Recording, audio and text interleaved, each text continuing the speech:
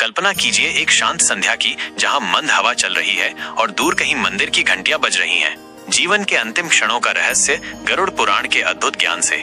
मित्रों, जब इंसान अपनी जिंदगी के आखिरी पड़ाव पर पहुंचता है, जब आत्मा शरीर से विदा लेने को तैयार होती है, तब उसके साथ ऐसे अद्भुत अनुभव घटित होते हैं जिन्हें सामान्य जीवन में कोई समझ नहीं सकता। गरुड़ पुराण में इस रहस्य पर विस्तार से प्रकाश डाला गया है। आज हम आपको उन अनदेखी परतों से रूबरू कराएंगे जिन्हें जानकर आप जीवन और मृत्यु के रहस्यों को एक नए दृष्टिकोण से देख पाएंगे।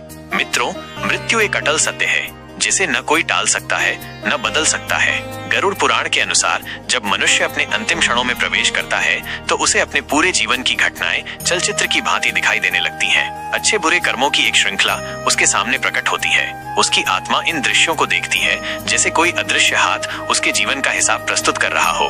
पर ये सब कुछ यहीं खत्म नहीं होता।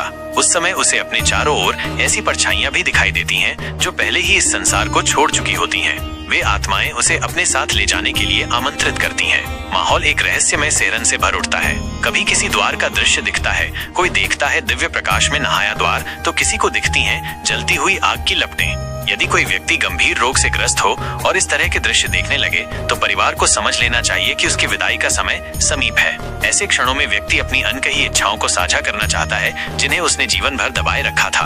परिवारजनों का ये धर्म बनता है कि वे उन अंतिम शब्दों को सहानुभूति से सुने और उन्हें पूरा करने का प्रयास करें। जैसे जैसे अंतिम पल करीब आते हैं, एक और गहन रहस्य सामने आता है। व्यक्ति को गहरे काले रंग की आकृतियां नजर आने लगती हैं। ये आकृतियां उससे संवाद करती हैं, उसे अपने साथ बुलाती हैं। ये कोई और नहीं बल्कि यमराज के दूत होते हैं जो आत्मा को लेने के लिए आते हैं। उनकी उपस्थिति से वातावरण में भी एक अजीब सी नकारात्मकता फैलने लगती है।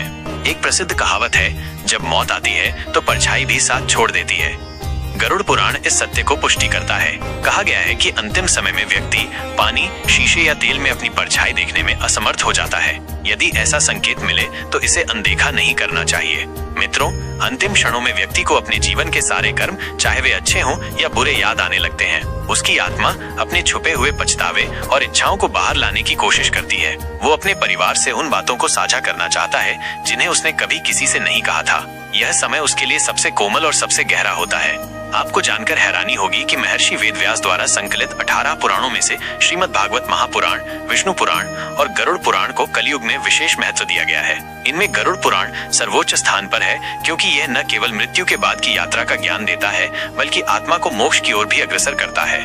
गरुड़ पुराण कहता है कि मृत्यु के बाद आत्मा सीधे यमलोक की ओर प्रस्थान नहीं करती। पहले 24 घंटों तक वो पृथ्वी पर ही भटकती है। इस दौरान उसके सारे कर्मों का गहन निरीक्षण किया जाता है। आत्मा अपने द्वारा किए गए अच्छे और बुरे कार्यों के परिणामों को प्रत्यक्ष महसूस करती है। यही कारण है कि हिंदू धर्म में 13 दिनों तक विशेष पूजा पाठ और कर्मकांड किए जाते हैं। इन अनुष्ठानों का उद्देश्य आत्मा के लिए एक सूक्ष्म शरीर तैयार करना होता है, जो उसकी अगली यात्रा के लिए आवश्यक होता है। जब सूक्ष्म शरीर तैयार हो जाता है, तब आत्मा पैदल यात्रा करते हुए यमलोक की ओर बढ़ती है। आपको जानकर आश्चर्य होगा कि यमलोक की दूरी लगभग 11,500 किलोमीटर बताई गई है और यह यात्रा कोई सरल मार्ग नहीं है। ये कष्ट, भय और कठिनाइयों से भरा होता है। जो व्यक्ति जीवन में अधर्म या पापों में लिप्त रहा हो, उसके लिए ये मार्ग और भी अधिक पीड़ादायक हो जाता है। यमलोक पहुंचने के बाद आत्मा को 16 नगरों से गुजरना होता है। प्रत्येक नगर में आत्मा को उसके कर्मों के अनुसार दंड या पुरस्कृत किया जाता है। यहाँ कोई मोल भाव नहीं होता, केवल और केवल कर्मों का न्याय होता है। गरुड़ पुराण जीवन के नियमों पर भी प्रकाश डालता है। जैसे रात में दही का सेवन आयु को क्षीण कर सकता है, सूखा मांस खाना अशुभ माना गया है, देर रात तक जागना स्वास्थ्य के लिए हानिकारक बताया गया है। ये भी कहा गया है कि दक्षिण दिशा में पैर करके सोने से जीवन में संकट